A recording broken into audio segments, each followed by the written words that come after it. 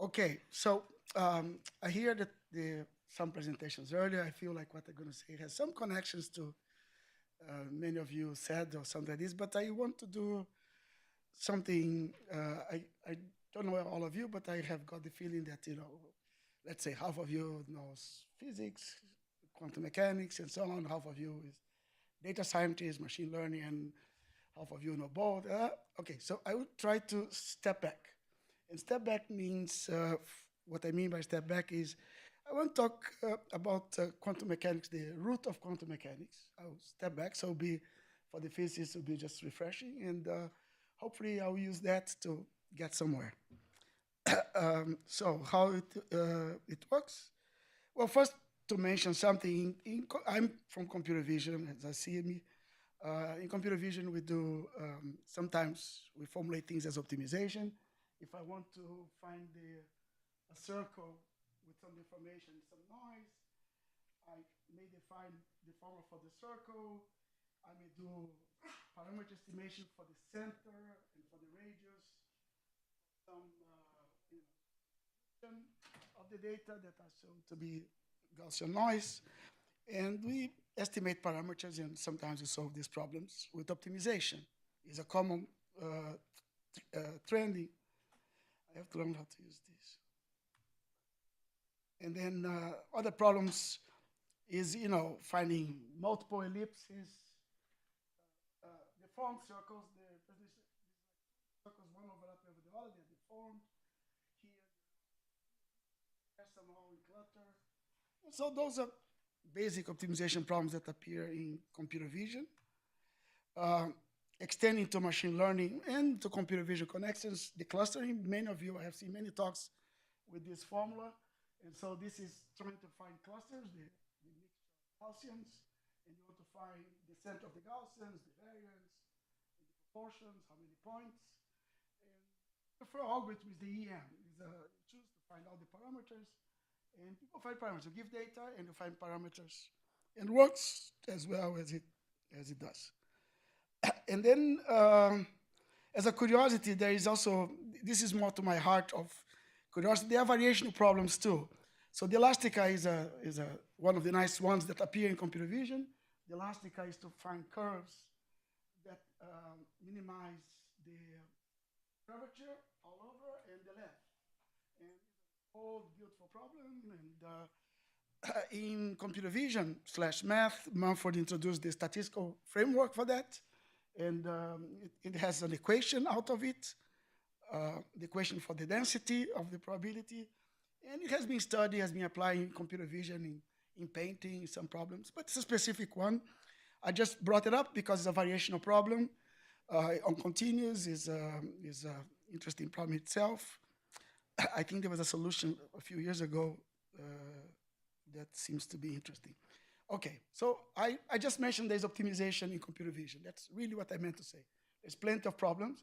I gave a few. I'll come back to them, but I want to step back. So step back means I want to look one version of the history of quantum mechanics. So I'll be very quick, and I'll present one version of the history. And that version goes like this. Um, is the wave idea, the idea that we have waves, of course, quantum mechanics, and it begins with F equal ma is Newton's law, written as the potential energy force. The acceleration is the derivative, and then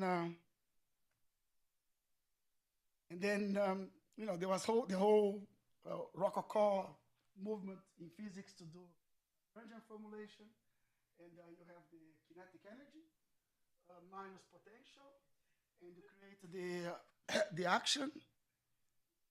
Uh, you create the action out of this, the integral of the Lagrangian over time, and then you optimize the action through the you get the Euler-Lagrange equation. And sure enough, if you apply the Lagrangian of the kinetic energy and the potential energy, you get F equal ma equation. So at that time, many people said, "Oh, who cares? You get the same thing." But it was a nice formulation, and when it was proposed, and to me, to what I want to get is the idea that So that was the main, uh, the lesson I'm taking here. And it's well established. This is, we're talking 1800s. And, uh, and then uh, I move, and again, I'm going a very short story of quantum mechanics. I moved to optics. And in optics, there was then the Fermat principle. The Fermat principle is that light travels the shortest amount of time between A and B. And if it travels the shortest amount of time, then the integral of time to go from A to B, so I'm going from A to B, because of the velocity, there's a medium, so the medium has the refraction index of light divided by refraction index is the velocity in the light velocity in the medium. So I apply dt to this there, and you get this formula for the space. And so you should optimize. The light optimize this integral. It gives you, if you minimize, it gives you Snell's law. And again, was at the time there was a geometric idea of optics, which light travels the shortest amount of time. So again, an optimization principle for the light as a point traveling, and gave laws like the Snell law satisfy that. Okay. So two optimization principles: one for the light and one for the physics, for the trajectories. In physics, the action, you think of trajectories of particles in physics, and there's an optimal way, which is the Lagrange equation, and so not so unsimilar. The two ideas, happening a little bit in parallel. So then, people start thinking. There was a lot of interest to understand how geometric optics and wave optics. That was an interest then. The wave optics, there was Huygens, there was all these ideas that interference was happening.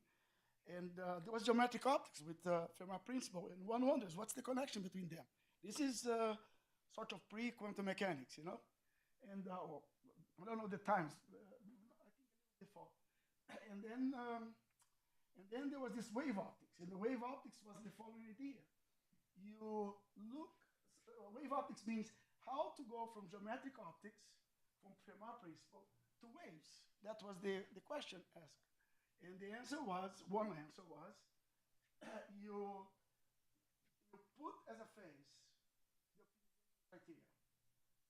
And then you sum over all possible trajectories. So now light, which was photons, I don't know, the light was traveling the shortest amount of time, integrate over all possible paths, and that would give you the wave at the end. So it's a sum of all trajectories the light could take.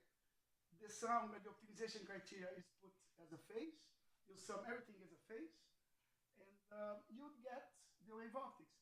And so I did some, if you're going from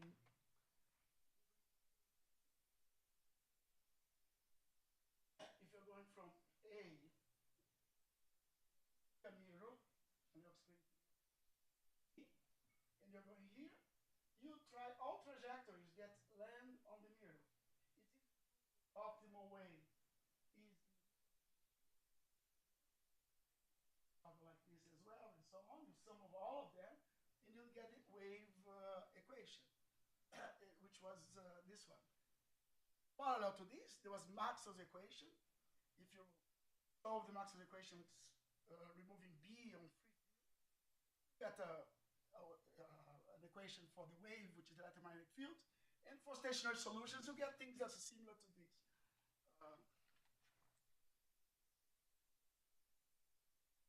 You get equations like this. And sure enough, those equations look similar to those things. That was the connection between wave from the geometric concept to waves from Maxwell's equation. And so there was an understanding that geometric optics and wave optics were kind of being put together. That was understood. And again, understood how? By the sum of all paths of the optimization criteria as a phase. That was in optics. Then came What? Already?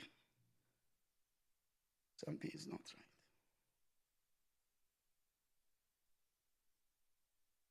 Oh, I see, I see. I jump. No, I will not. I'll do one. I'll come back. I will come back. So, what happened to quantum mechanics? So, Dirac knew about these things, and Dirac said, well, if the phase is the optimization from geometric optics to wave optics, why can't we use the optimization from particle physics, which is the action we just talked a moment ago? Said now the action is the optimization. Let's sum of all actions for all possible paths, and that should give the wave mechanics. And that was Dirac's idea. Feynman learned about it and said, let me calculate. And sure enough, he does the calculations by summing over all paths of the classical action, and you get Schrodinger equation. So you can think the Schrodinger equation, or at least the green function of the Schrodinger equation, as the kernel. So Schrodinger equation, it was then the reference for Schrodinger equation, is a kernel for a given path between time 0 and time t. You propagate an initial wave, you get the final wave, and that became the formulation of quantum mechanics. Why this is relevant to what I'm stepping back or to what I want to say is because in this framework, quantum physics is, where's the physics? You know, if you're a physicist, you always want to say the physics is here. The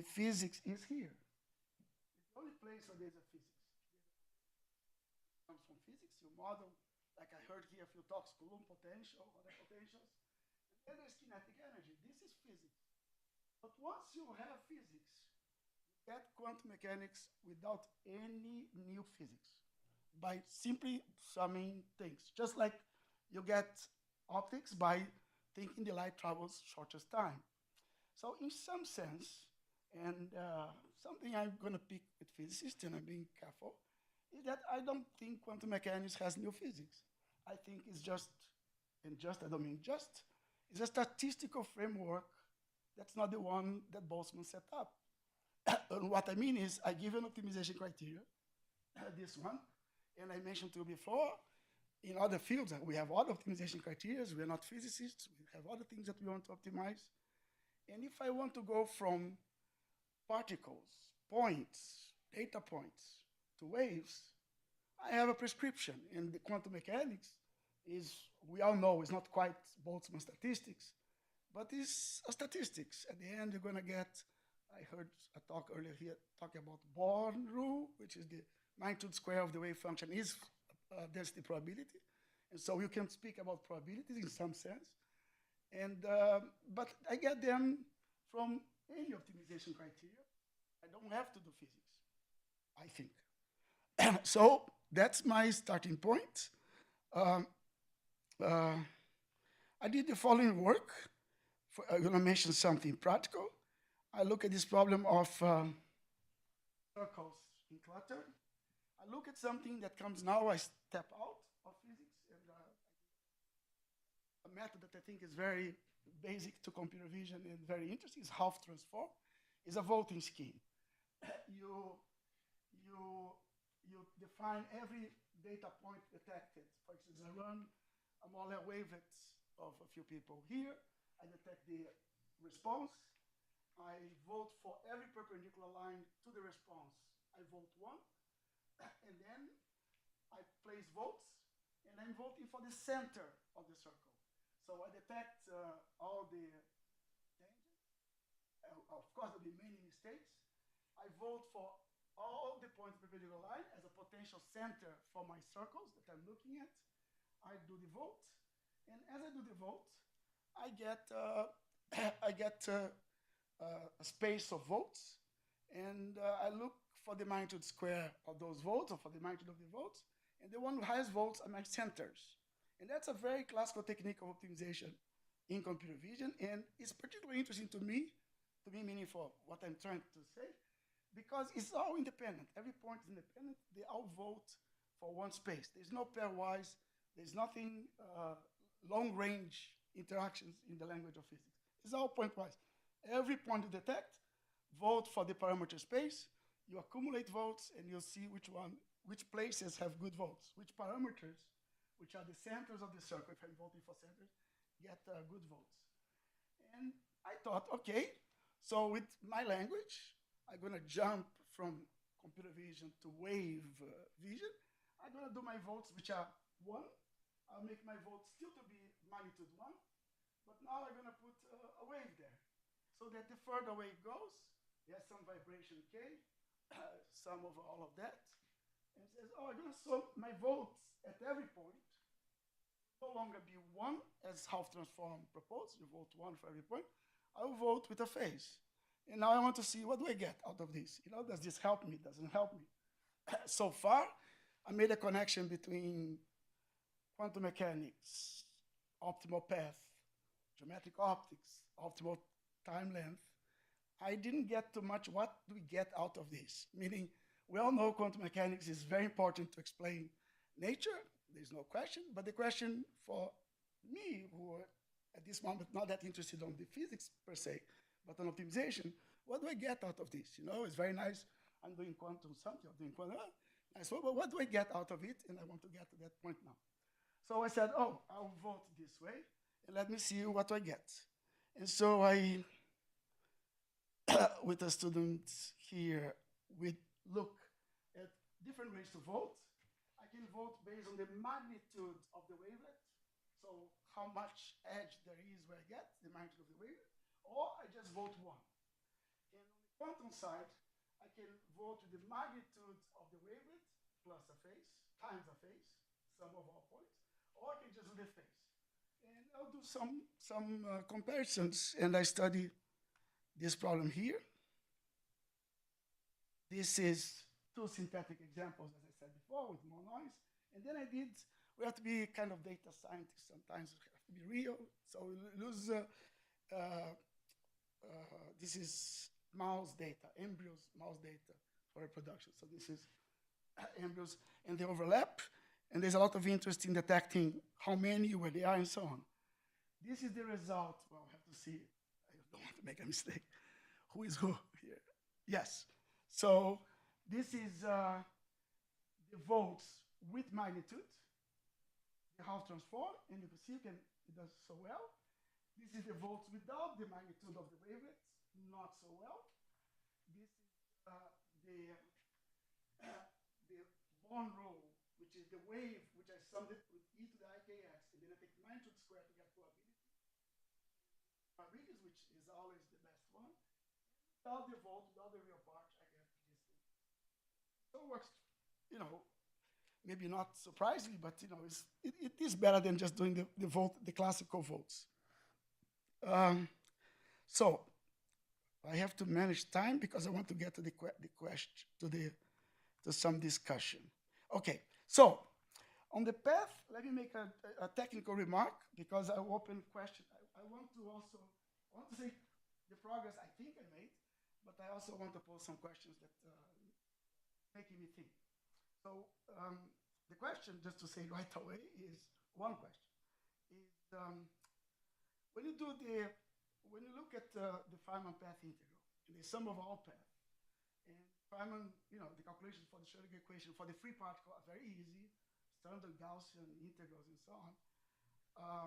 And you have the double slit experiments, you have diffraction, you see the results. I'm going quick and assuming anyway. So the question that comes is, where is the place for data? In data science, we know we have data. You collect data. We are in a field where data is all data-driven, as they say. Data in the story. And I see 2 places for data in quantum mechanics, and they are very different. One place for data, thinking of the double where the holes are. You put them close to each other, and there's data because it's real. You have an entrance, you have to make the entrance, and the light has to go through that. So it's a real thing. And so data is real in that sense. Another place to data that is done with quantum mechanics is to say, look, the data is the potential, the V over X is a real value function. It's not complex. And, there are numbers and numbers I could put in. So this may be data. And they're very different. If they are potential on the e to the I action, potential will come as a complex number. If I put as a double slit, it comes as real. So I have a major question in this quantum mechanics formulation for us. I don't have to be too much attached to physics. Is data to be modeled as complex variables, as phases? Should they go to the phase, do an optimization and place them on the optimization term as e to the I, or should I consider them real? So that's a general, and it will appear on everything I'll tell you. It will appear. For example, on the on the on the picture I just show you, it appears here. I have those two scenarios.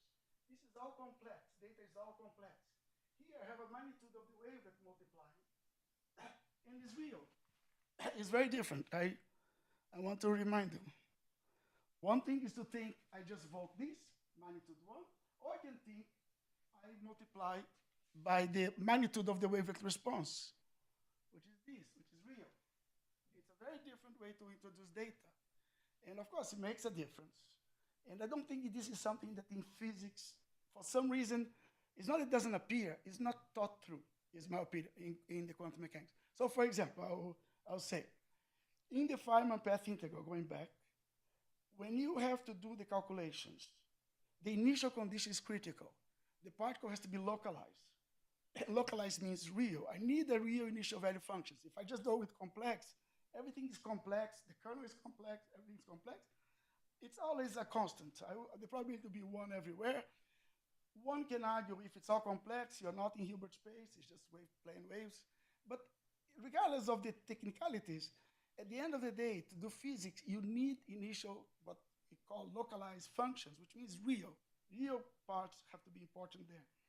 And in data, it's critical to understand these two roles. So that's, I'm saying things that as I do my work, I see the problem appear and how it goes in different ways. Okay, so then I go for shapes. I say, well, if I have a circle, I did mention the circle very early. And this is a circle, is all the points x such that x minus mu square r square 1 minus is 0. So when I think is optimization, I can do the s square, the magnitude of this. That's what I want to optimize. So all the data should make this as small as possible, which means all the data, which is data points, I should find the center and the radius that minimize this quantity. That's how I find all the square. So if this is my optimization criteria to find parameters like center and radius, then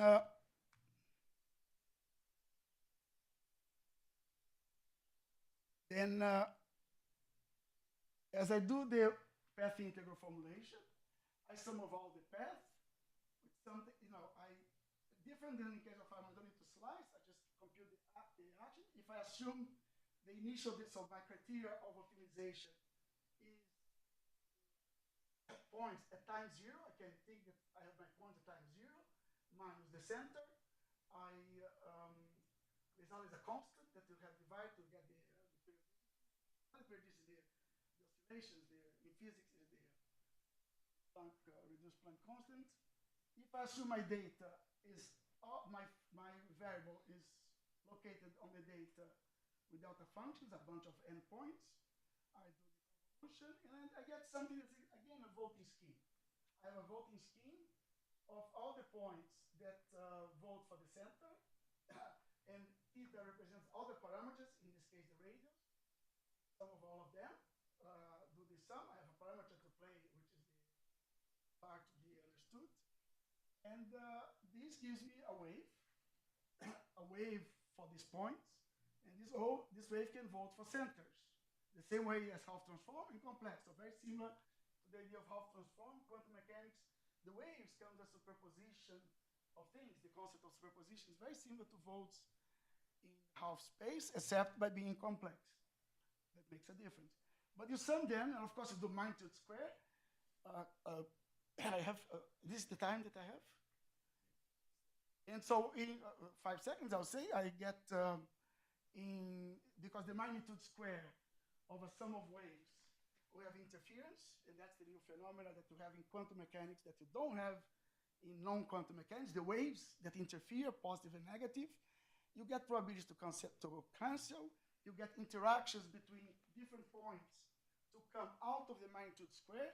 So I don't need to model pairwise interactions. They come naturally from the magnitude square. Everybody talks to each other in a precise way. Computationally is linear. It's very efficient computation. I get those things. My time finished. Of course, I would love to spend another 3 hours, 10 hours, talk to you. I'll stop here. I have more things to say another day. Thank you very much for the chance.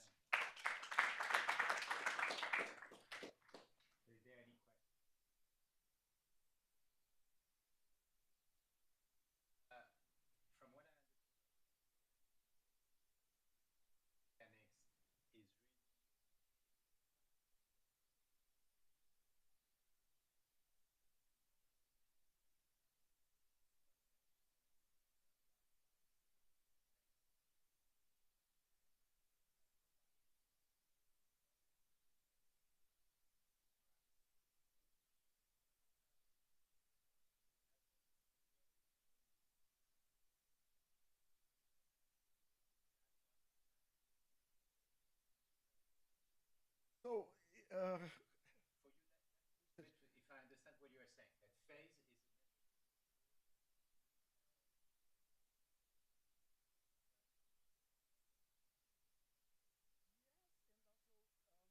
follow a bit of a recipe, which is called statistics, but actually quantum mechanics.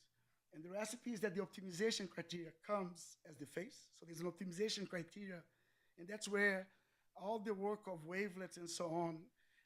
I know we are connected. We all know that the Morley wavelet is the coherent state, and they are the eigenstate of the oscillator harmonic. Well, there's all the connections, but the optimization criteria is in the phase. So that's one thing to point out, that the phase is the optimization criteria.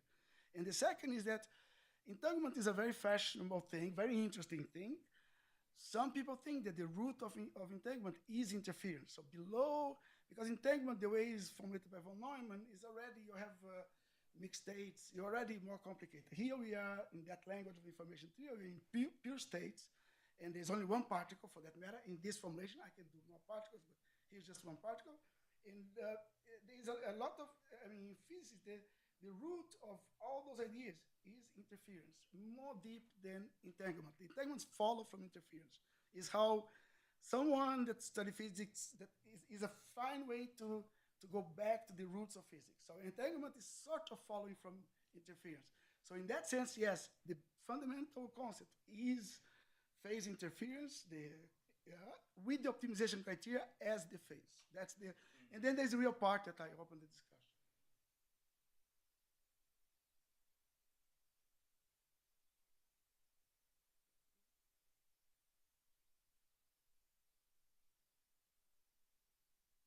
Thank you. wow. Thanks very much. Thank you.